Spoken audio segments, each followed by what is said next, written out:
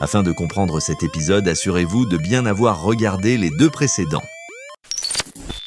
Enfin bon, maintenant que vous avez connaissance de tous ces éléments, je vous propose d'analyser la personnalité des acteurs principaux de cette affaire. À commencer par celle qui se met le plus en avant, la plus médiatisée de toute la famille, Caroline Darian, la fille de Dominique et Gisèle Pellicot. Pour ceux qui ne le savent pas, Caroline Darian a joué un rôle majeur dans la médiatisation de toute cette affaire. Les expertises la décrivent comme une femme avec une intelligence au-dessus de la moyenne. Il ne relève chez elle aucun trouble de la personnalité. Vous l'avez sûrement déjà vu ou entendu sur l'un des nombreux plateaux télé qu'elle a fait pour exposer l'histoire de sa mère et de son père. Si je ne m'abuse, elle les a tous faits. Tous les plateaux télé. On sait de Caroline qu'elle est mariée à un rédacteur en chef travaillant chez BFM TV, il me semble. Tous deux sont les heureux parents d'un petit garçon. Petit garçon qui est inscrit dans la liste des parties civiles. Pourtant, Gisèle et Dominique Pellicot ont plusieurs petits-enfants. Il y a les enfants de Florian aussi et les enfants de David. Mais seule Caroline a exposé son fils mineur dans ce procès sordide en le portant partie civile. On sait d'elle également que son père l'aurait photographié à son insu, selon elle, pendant qu'elle dormait ou qu'elle aurait été droguée. Mais moi je sais,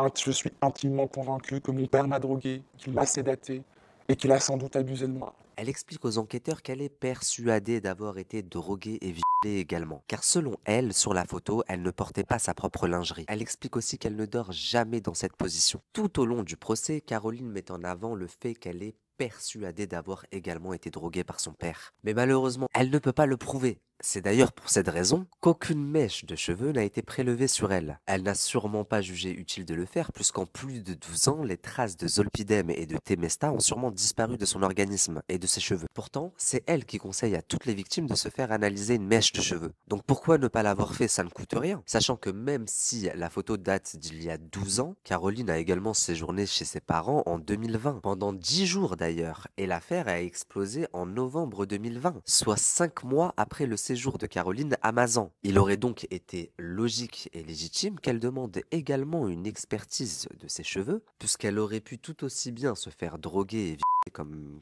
elle le prétend, comme elle le dit, pendant cette période-là. Pourtant, elle ne demande aucune expertise. Pourquoi ? Je me suis longtemps posé cette question et je pense aujourd'hui avoir la réponse. Et j'espère que vous êtes prêts, je vais vous mettre une dinguerie. Ce que vous voyez à ma droite, c'est la fameuse photo décrite par Caroline sur tous les plateaux. D'entrée, plusieurs détails m'interpellent. Le premier, c'est qu'elle explique qu'elle est persuadée avoir été droguée par son père car elle ne reconnaît pas sa lingerie. Ils vont découvrir de photographies de moi allongé, à moitié dénudé. Je ne dors jamais comme ça.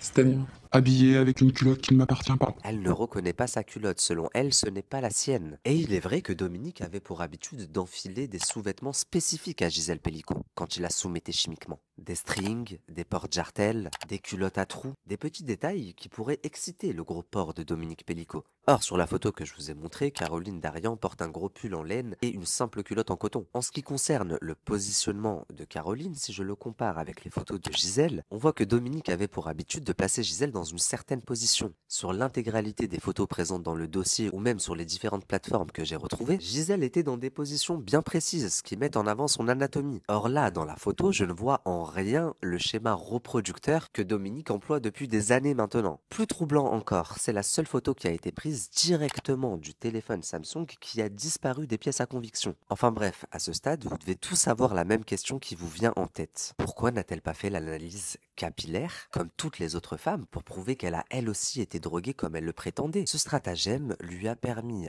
de créer en quelque sorte la confusion, la plaçant ainsi en tant que victime au même titre que sa mère, et lui donnant ainsi la légitimité de s'imposer porte-parole des victimes. Elle parle constamment au nom de sa mère, et pour tout le monde, c'est normal. Dans un premier temps, j'ai trouvé ça honorable et courageux qu'elle prenne les devants. Je me suis dit qu'elle cherchait à préserver sa mère. Mais en lisant l'audition de Gisèle avec le juge, je suis tombé des nues. Je me suis en fait aperçu qu'elle allait à l'encontre totale de la volonté de Gisèle. Voyez par vous-même, dans sa déposition, Gisèle Pellicot déclare au juge: depuis le 14 novembre 2024, depuis la diffusion de cette émission, j'ai beaucoup de mal. Toute ma vie privée a été étalée. C'est-à-dire que le secret de l'instruction, il n'y en a pas. Pendant 1 heure et quart, tout a été déballé. Il y a des intervenants qui parlaient de mon nom, comme s'ils avaient vécu ma propre histoire. Je l'ai très mal vécu. Je l'ai vécu comme un traumatisme. À votre avis, à qui Gisèle fait-elle allusion? Non, quand même pas à sa fille, ce serait trop gros. Enfin bref, poursuivons. Tout est revenu, tout est repassé en boucle. Mes amis l'ont vu. Ils étaient aussi choqués que tout soit déballé comme ça.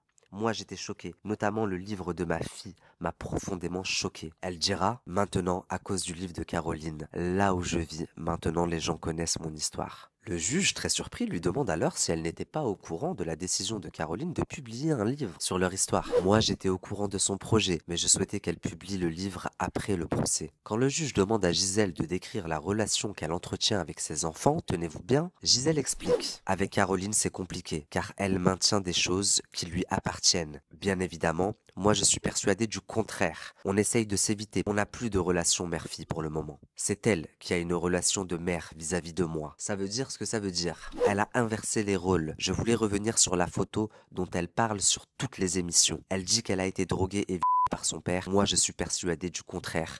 Je l'ai vue, cette photo. Quand elle dit qu'elle ne dort jamais sur ce côté, c'est faux. Moi, j'ai dormi avec ma fille et elle dort parfois dans cette position. Quand elle dit qu'elle ne dort pas en petite culotte, c'est faux également. J'ai vu la photo. Pour moi, elle n'est pas indécente. Quand on voit mes photos et les siennes, ça n'a rien à voir. Tiens, c'est ce que je vous disais juste avant. Gisèle explique également qu'elle a de sérieux doutes quant à la décision de Caroline de mettre fin à ses jours. Car rappelez-vous, c'est ce que Caroline a déclaré à la télévision. Je fais un épisode, je le vis comme un désespoir, je fais une crise de nerfs en fait. Ça s'appelle une crise de nerfs où je veux mourir, je veux que ça s'arrête, je veux qu'on coupe de tout ça. Elle a expliqué qu'elle avait pété les plombs, qu'elle avait dû être internée, qu'elle avait cherché à mettre fin à ses jours. Gisèle explique que leurs rapports depuis cette histoire sont très tendus, très conflictuels. Elle explique notamment que ni Caroline ni David ne lui ont souhaité ses vœux. On ne s'est pas vu depuis juillet 2021, dit-elle. Sachant qu'au moment de l'audition, nous sommes en janvier 2022,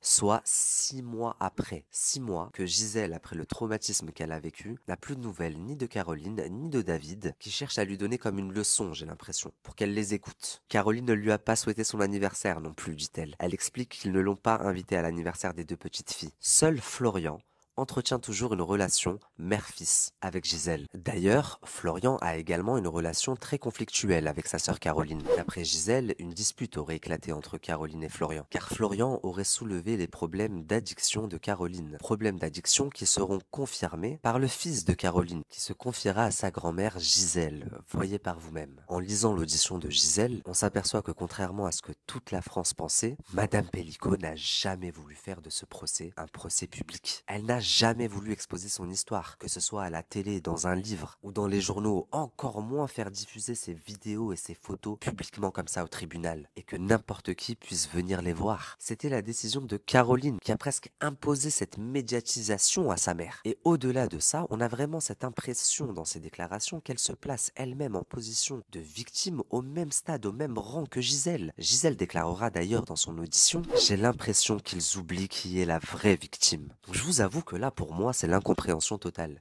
Qu'est-ce qui pourrait justifier et légitimer le fait que Caroline aille à l'encontre totale de la décision, de la volonté de sa mère, surtout après ce qu'elle vient de vivre, et ce, coûte que coûte, quitte à rompre les liens, lui faire en quelque sorte du chantage affectif, ne pas l'appeler pour son anniversaire, ne pas l'inviter à l'anniversaire des petits-enfants, etc. Elle devrait normalement la soutenir à toute épreuve, soutenir sa décision, et même si elle ne partage pas le même point de vue. Mais non, au lieu de ça, Caroline a une idée en tête. Elle souhaite sortir son livre juste avant le procès, ce qui est une excellente stratégie commerciale. D'ailleurs, elle souhaite que le procès soit public, quitte à exhiber sa mère à nouveau devant les journalistes et toutes les personnes qui souhaitent assister au procès. De même qu'elle affirme avoir été droguée et également, alors que sa mère est persuadée du contraire. En fait, j'ai vraiment l'impression que tout au long de l'audition de Gisèle avec le juge, Gisèle va détricoter l'histoire racontée un petit peu par Caroline. Quand le juge demande à Gisèle ce qu'il en est d'une certaine scène où Caroline, enfant, aurait été témoin d'une scène de violence où Dominique aurait soulevé Gisèle à 10 cm du sol. Gisèle répondra au juge, c'est du Caroline. Elle extrapole et exagère, comme d'habitude. Donc selon moi, si Caroline agit ainsi, et c'est la seule explication que je trouve plausible, c'est que Caroline a grande conscience de la médiatisation de ce procès et de ce que ça peut apporter financièrement. N'oublions pas qu'elle est cadre en communication et qu'elle est mariée à un rédacteur en chef qui travaille pour un grand média. En esquivant l'analyse des cheveux, elle se donne au moins une chance d'être au premier rang, d'être considérée également comme victime, au même statut, au même rang que sa mère, et donc peut-être même obtenir des indemnisations au même titre que sa mère. Le fait d'avoir publié son livre juste avant le procès et de l'avoir promotionné sur tous les plateaux, tous les médias qu'elle a pu faire, livre qu'elle commercialisait pour la modique somme de 20 € l'unité. Je vous laisse imaginer la somme qu'elle a pu générer, puisque c'est à elle que sont revenus les fonds, pas à sa mère, avec tous les livres qu'elle a vendus. Ce qui me conforte en plus dans l'idée que Caroline est motivée par l'aspect financier, c'est qu'elle a annoncé un gala à la fin du procès. Un gala qui a eu lieu en janvier 2025, il me semble, sur Paris. Pour organiser ce gala, Caroline Darian fait appel à la générosité des gens pour financer et récolter des fonds, quoi. Le livre n'a-t-il pas assez généré d'argent, sachant qu'on parle d'une somme à 6 chiffres? Caroline Darian a également profité de la situation pour ouvrir une association et pour représenter toutes ces victimes de soumission chimique. L'association s'appelle Ne m'endors pas et je trouve que c'est une très bonne initiative. Mais comme Caroline est une businesswoman et qu'elle ne perd pas le nord, bien entendu, elle a déjà demandé des subventions à l'État. Après, faites-en vos propres déductions.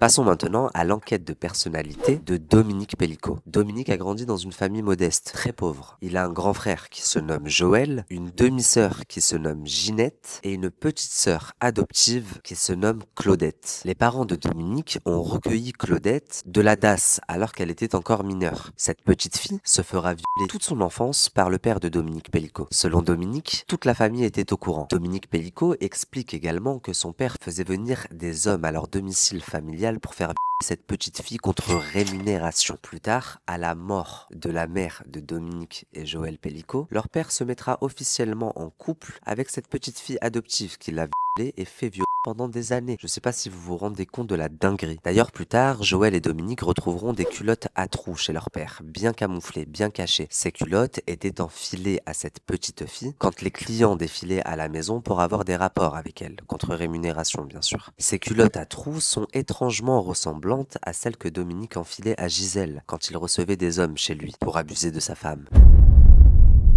En ce qui concerne la mère de Dominique, celui-ci explique qu'elle était complètement soumise à son père, qui était le grand patriarche de la famille. Mais avant d'être mariée avec le père de Dominique Pellicot, elle était mariée avec le frère du père de Dominique. Donc en fait, avant d'être avec le père de Dominique, elle était avec l'oncle de Dominique. Elle aura d'ailleurs une fille avec son premier mari. Cette fille, vous l'avez tous deviné, c'est Ginette, la demi-sœur de Dominique, qui est aussi sa cousine du coup. Je sais pas si vous avez bien compris ou s'il faut que je recommence, mais j'avoue que ça commence à devenir compliqué les histoires de famille là. Bon, maintenant, accrochez-vous bien parce que le pire arrive. La demi-sœur de Dominique, Ginette, qui est aussi sa cousine, elle a quitté le domicile familial assez tôt, vers 15-16 ans. Vous savez pourquoi? Parce que le père de Dominique, qui n'est autre que l'oncle de Ginette, a tenté de la à plusieurs reprises. Elle a donc quitté la maison familiale et le père de Dominique et la mère de Dominique ont décidé d'adopter une enfant de la DAS pour assouvir les désirs pervers du père de Dominique. Donc maintenant que vous savez tout ça, comment est-ce que Caroline Darian peut se permettre de crier sur tous les plateaux télé qu'ils étaient la famille parfaite? Est-ce que c'est un fucking gag? De plus, Dominique explique avoir subi à son tour un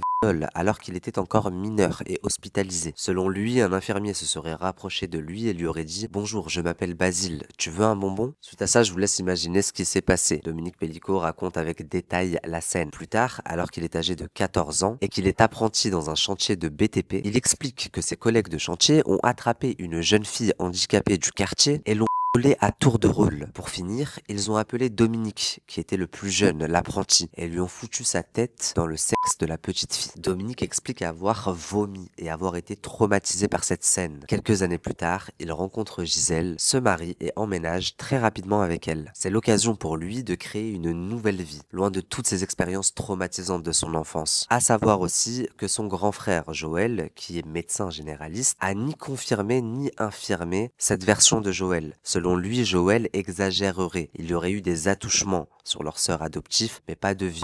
Dans la version de Joël, on sent que Joël cherche quand même à protéger encore la mémoire de son père. Enfin bon, maintenant que vous connaissez le contexte familial dans lequel Dominique a évolué, je vous propose de passer au contexte professionnel dans lequel il évolue.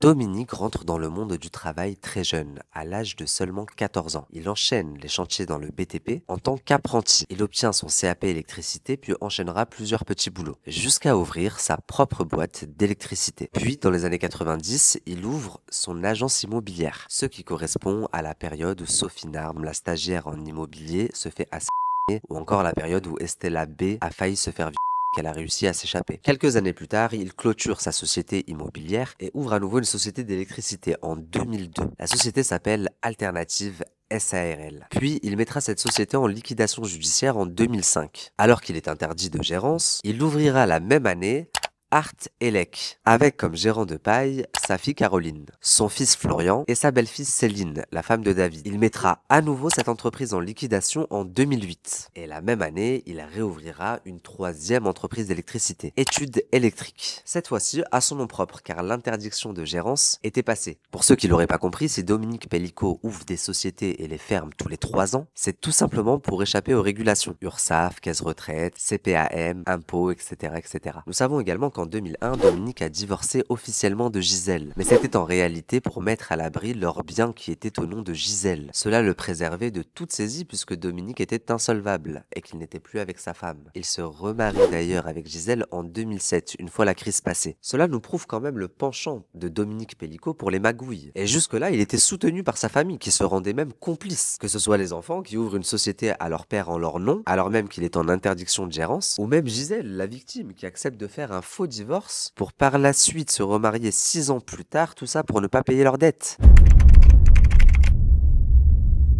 Maintenant, j'aimerais vous parler du fin stratège qu'est Dominique Pellicot. Rappelez-vous, précédemment, je vous expliquais que Dominique Pellicot avait radicalement changé de mode opératoire, de façon de procéder, en ce qui concerne en tout cas les viols et la soumission chimique sur sa femme Gisèle. Ainsi, on note un mode opératoire bien précis avant 2010, avant sa première garde à vue, avant le prélèvement de son ADN, puis un Dominique Pellicot après 2010, avec un mode opératoire qui change complètement. Donc à savoir qu'avant 2010, il abuse seul de sa femme, il la drogue et abuse seul d'elle pour son propre plaisir, il ne laisse aucun homme toucher ou abuser de sa femme, de même qu'il ne filme pas systématiquement ses et ne les répertorie pas non plus. Après 2010, il commence à intégrer des tierces personnes, à caractériser chaque viol en les filmant puis les répertoriant dans un disque dur. Pourquoi filmer? Pourquoi commencer à ramener de tierces personnes? Puisque jusqu'ici, son kiff, son excitation ultime, c'est d'aller avoir des rapports avec les femmes des autres. Pas que les hommes aient des rapports avec sa femme, au contraire, il ne laisse personne la toucher avant 2010. Alors tenez-vous bien.